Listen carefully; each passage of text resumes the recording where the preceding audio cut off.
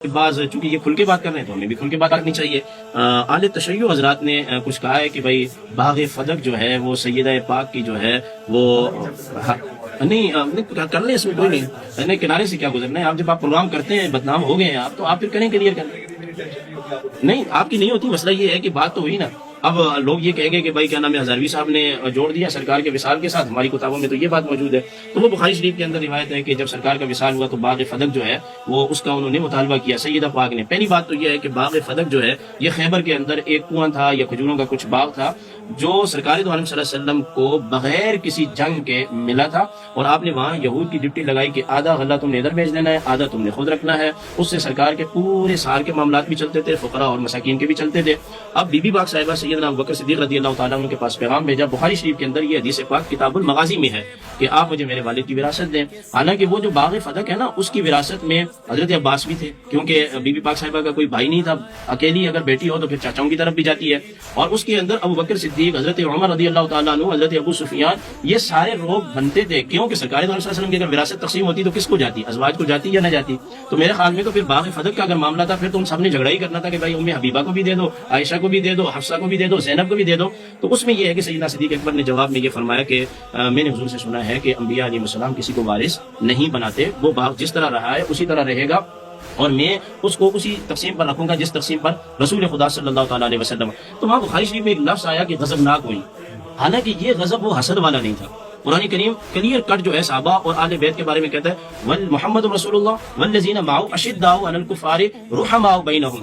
میرے سامنے میں تاریخ کی تمام روایات کو رد کرتا ہوں، کہیں حدیث کے اندر بھی آتا ہے تو اس میں بھی تعویل ہے۔ قرآن یہ بات کہتا ہے کہ نبی پاک علیہ السلام نے جب اعلان نبوت فرمایا، آپ کے ساتھ جو اصحاب تھے یا اہل بیت تھے، قرآن نے ان کی بات یہ بیان کی ہے کہ وہ آپس میں نرم دل تھے، ان کے درمیان کوئی ایسی بات نہیں تھی۔ اگلا سوال آپ ضرور کریں گے، سوال اٹھے گا کہ پھر اختلاف کیوں تھا؟ تو یاد رکھ لیجئے یہ اختلاف دلائل کی بنیاد پر تھا، یہ حسد کی بنیاد پر نہیں تھا۔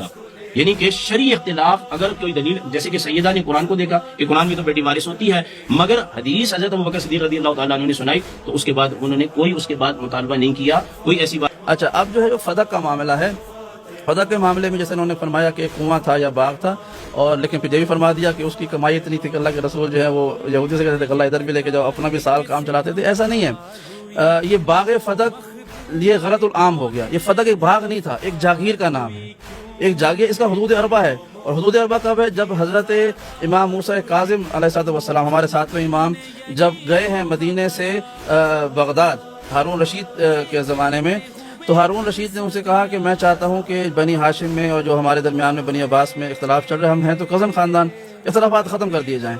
تو امام نے فرمایا آپ کیا پیشکش کرتے ہیں آپ؟ تو ہارون رشید نے کہا کہ میں حکومت تو نہیں دوں گا آپ کو، ظاہر ہے وہ تو اس کے تو ہم لڑائی جھگڑے کی ہیں، بس لوگوں کو مارا پیٹا ہے، حکومت تو نہیں دوں گا آپ کو، ہاں میں فدق دے دیتا ہوں آپ کو۔ آپ بتائیں فدق آپ کا اس کا جو ہے نا باؤنڈریز کیا ہے؟ فدق میں آپ کو واپس کر دیتا ہوں، آپ کا حق ہے، میں مانتا ہوں واپس کر دیتا ہوں۔ تو امام موسیٰ کاظم نے کچھ پوائنٹس کے نام بتائے کہ یہاں سے یہاں تک، یہاں سے یہاں تک، یہاں سے یہاں تک یہ ہمارے فدق کی جاگیر ہے۔ اور خدا کی عزت کی قسم ہماری کتابوں میں صحیح ترین جملے موجود ہیں ہارون رشید کے عباسی۔ وہ یہ کہہ رہا تھا کہ اگر میں نے یہ فدق آپ کو دے دیا تو میں حکومت کیسے چلاؤں گا اپنی؟ یعنی فدق ایک کنویں کا نام نہیں ہے، ایک باغ کا نام نہیں، ایک ریاست ہے، ایک جاگیر ہے۔ اور وہ اتنی بڑی جاگیر تھی کہ کئی سال کے بعد ایک عباسی حاکم کہ جو اپنے ظلم میں معروف تھا، کہ جس کے ہاتھ پر خون ہے امام موسیٰ کاظم کا، وہ ان سے کہہ رہا ہے کہ اگر میں یہ آپ کو دے دوں تو میں حکومت کیسے چلاؤں گا؟ یعنی اس کی اتنی انکم تھی، تو باغ نہیں تھا، وہ کنواں نہیں تھا، ایک بڑی ریاست تھی۔ اور جو مفتی صاحب نے فرمایا کہ وہ جناب سیدہ راضی گئی ہیں، ایسا نہیں ہے، وہ باقی بلی صاحب نے لکھا ہو، میں اہل سنت کے مسائل اس میں میرے فون میں موجود ہے، چونکہ ہمارا کام اس طرح آرگومنٹ کرنا، انٹرفیئر ڈائلاگ میں کرتا رہتا ہوں، کہ صحیح مسلم کی روایت ہے کہ جب دوسرے حاکم دو حضرت عمر بن خطاب حکومت سنبھالتے ہیں تو وہ حضرت امام علی اور حضرت عباس ان کو بلاتے ہیں اور ان دونوں کے بارے میں کہتے ہیں۔ وہ جو آیت پڑھی تھی انہوں نے کہ رحماء بینہم، کہ اس کا مطلب یہ الگ ہے، یہ اس کا مطلب یہ نہیں کہ سب کے سب شیر و شکر تھے، اختلافات رہے آپس میں، دلوں میں بھی معاملات رہے۔ کیسے؟ اب ان کی مرضی ہے کہ باقی مجلس کی بات مانیں یا حضرت عمر بن خطاب کی بات مانیں۔ وہ کیا کہہ رہے ہیں؟ صحیح مسلم کی روایت ہے، وہ یہ کہہ رہے ہیں کہ اے علی اور اے عباس، میں جانتا ہوں کہ تم یہ سمجھتے ہو کہ جب فاطمہ آئی تھی فدق کا سوال کرنے کے لیے اور ابو بکر نے یہ کہا تھا کہ ما ترکنا ہو صدقہ، جو ہم نے چھوڑا ہے وہ صدقہ ہے، اس کے بعد فاطمہ بھی ناراض ہو گئی اور تم دونوں نے بھی ابو بکر کو کاذب، خائن اور جھوٹا اس طرح کے لفظ ہیں, صحیح مسلم کی روایت ہے, میں نقل کر رہا ہوں, اس طرح کے لفظ ہیں وہ موجود ہے, سخت ترجمے ہیں اس کے, تم یہ سمجھتے تھے, حالانکہ وہ ایسے نہیں تھے, حالانکہ وہ صدیق تھے, فلاں تھے, انہوں نے اور پھر فرمایا کہ تم میرے بارے میں بھی یہ سمجھتے ہو. حضرت عمر, حضرت علی اور حضرت عباس سے کہہ رہے ہیں کہ تم میرے بارے میں بھی یہی سمجھتے ہو کہ شاید میں خائن ہوں, میں کاذب ہوں, میں فلان ہوں, حالانکہ میں ایسا نہیں ہوں. اس کا مطلب یہ ہے کہ حضرت عمر کو پتا تھا کہ ان دونوں شخصیات کے دل میں, ان کے لیے اور حضرت ابوبکر کے لیے اس طرح کے جذبات موجود ہیں. اور الامامہ والسیاست اور الفاروق اور بہت کتابیں موجود ہے کہ جناب سیدہ سلام اللہ علیہا نے جب حضرت ابوبکر سے سوال کیا, ہمارے یہاں ایک لفظ کا اضافہ کر دوں میں آج آپ کے توسط سے, فدق کسی زمانے میں بھی وراثت کا مسئلہ تھا ہی نہیں, مسئلہ نہیں تھا وراثت کا, یہ مسئلہ کا تھا ہی نہیں. اس کیوں نہیں تھا؟ یہ مفتی صاحب کا کپ رکھا ہوا ہے, گلاس رکھا ہوا پانی کا, یہ اٹھا کے اگر میں یہاں پہ چھپا لوں اپنے دامن میں, اور پھر اس کے بعد کیونکہ میں آپ کے بیچے جب آئیں گے نا وراثت والا تب دوں گا ان کو, اور بعد میں چھپا لوں کہ نہیں وراثت نہیں دینی مجھے, تو یہ کہیں گے بھائی یہ وراثت نہیں ہے, یہ میری ملکیت ہے. وراثت وہ ہوتی ہے کہ جو ان کے والد صاحب کی طرف سے یا تو وہ وصیت کر کے جائیں کہ یہ اس کو دے دینا, یا بغیر وصیت کے مرے اور اس کے بعد کوئی شخص جو ہے وہ ان کی تقسیم کر دے, وہ وراثت جاتی ہے. کسی شخص کی زندگی میں ہی اگر کوئی شخص اپنی اولاد کو کوئی شے دے دے تو وہ اس کے مرنے کے بعد وراثت میں نہیں جاتی ہے.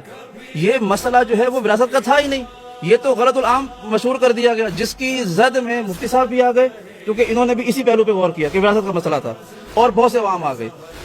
جب خیبر فتح ہوا, مال فے وہ ہوتا ہے کہ جو اللہ کے رسول کو بغیر جنگ کیے مل گیا.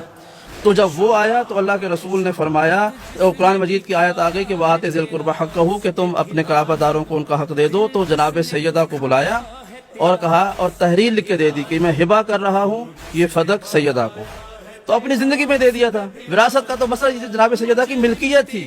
وراثت اور ملکیت دو الگ الگ چیزیں ہیں. اگر ایک لمحے کو مان لیا جائے, وہ آرگیومنٹ جو کہہ رہے تھے کہ ازواج کوئی ملتا, چچا بھی آتے, فلاں بھی آتے, وراثت میں جاتے نا, وراثت تو ہمارا مسئلہ ہی نہیں ہے. فدق جو ہے وہ سراسر قبضے کا مسئلہ ہے کہ جناب سیدہ کا اختیار تھا, حکومت تبدیل ہوئی تو وہ جو وہاں پر عمال تھے ان کو تبدیل کر دیا گیا اور وہ چلے گئے سرکاری قبضے میں. جب سرکاری قبضے میں گئی تو جناب سیدہ نے کسی جگہ پر جا کر اپنے خطبے میں یہ نہیں کہا کہ میں فدق کی وراثت طلب کرنے آئی ہوں, یہاں تک کہ حاکم اول نے کہا کہ نحن معاشر الانبیاء لا نورث ولا نورث ما ترکناہ صدقہ. جب انہوں نے یہ حدیث بیان کی تو تب انہوں نے وراثت کے حق میں دلائل دیے, ورنہ اس سے پہلے وراثت کا حق نہیں کہا. کہا کہ میری ملکیت ہے تم نے, اور آپ تاریخ پڑھیں. اور میں آپ سے کہوں صاحب, آپ بھی ذرا کچھ دیر وقت نکال کے پڑھیے تاریخ. قضیہ کیا تھا؟ قضیہ یہ تھا, جناب سیدہ گئی ہیں اور انہوں نے پہلا سوال یہ کیا ہے کہ اے ابا بکر, آپ نے, میں نے سنا ہے کہ آپ نے میرے عمال کو, میرے مزدوروں کو وہاں سے ہٹا کر اپنے مزدور لگا دیے ہیں, جبکہ آپ جانتے ہیں کہ یہ میری ملکیت ہے. تو اس پر انہوں نے کہا کہ آپ کو ان سے کیا چاہیے, اگر عمال میرے ہوں یا آپ کو, آپ کے کیا فرق پڑتا ہے, کام تو ہو رہا ہے. تو آپ نے فرمایا کہ جب یہ جس دن سے ہمیں ملا تب سے ہم اس کے 3 حصے کرتے ہیں, ایک ان عمال کو دیتے ہیں, ایک ہم عوام المسلمین کو دیتے ہیں, اور تیسرا جو ہے وہ ہم اہل بیت اور ہمارے جو قرابہ امن میں تقسیم کرتے ہیں. اگر آپ نے عمال تبدیل کر دیے تو پورا نظام بدل جائے گا.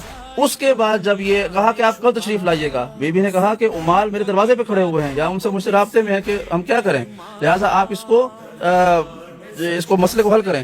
تو اگلے دن طے یہ پایا کہ اگلے دن تشریف لائیں, میں اکابر صحابہ کو بلاؤں گا, ان کے سامنے یہ مسئلہ بیان کیا جائے گا. تو اگلے دن باقاعدہ اپوائنٹمنٹ طے تھا کہ انہوں نے مسجد میں جانا ہے اور سوال کرنا ہے. جب آپ گئی وہاں پر تو جب آپ نے دوبارہ اپنا موقف پیش کیا, اس پر حاکم اول نے یہ حدیث پیش کی کہ اللہ کے رسول نے صرف مجھے کہا تھا, یعنی خبر واحد ہے کہ میں تھا اور وہ تھے, اور انہوں نے یہ مجھے جملہ کہا تو میں نے اس کو یاد کر لیا. اور حیرت کی بات یہ ہے کہ اگر وراثت والا قانون مان بھی لیا جائے تو میں اگر ایسا کوئی کام کرنا چاہوں گا تو میں اسے یہ حدیث سناؤں گا کہ جس کے متعلق ہوگی. امام علی کو سناتے اللہ کے رسول, جناب سیدہ کو سناتے کہ بیٹی تمہیں وراثت طلب نہیں کرنی کیونکہ میں صدقہ نہیں چھوڑوں گا. حضرت عباس کو بلاتے یا ازواج کو بلاتے, تمام ازواج آ جاؤ, خبردار میرے بعد کوئی وراثت نہیں ہے. لیکن انہوں نے اس شخص کو سنائی جس کا تو تعلق وراثت سے بندہ نہیں تھا, تو لہٰذا ہم اس حدیث کو بھی نہیں مانتے اور مسئلہ فدق کو وراثت نہیں مانتے. ہاں, ہبہ کی ملکیت پر قبضہ کیا, یہاں پہ ہمارا اختلاف.